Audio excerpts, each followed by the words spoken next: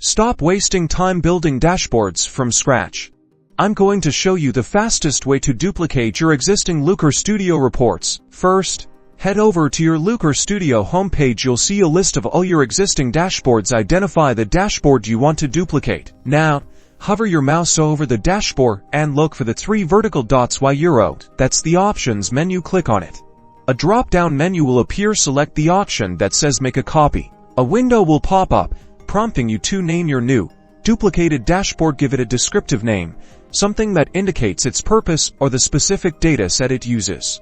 Next, you'll see the data sources linked to the original dashboard. If you want to use the same data source for the copy, leave it as is. If you need to connect a different data source for your new report, simply click on the existing data source and choose the new one from the list. Once you've named your dashboard and selected the appropriate data sources, click the Create Copy button.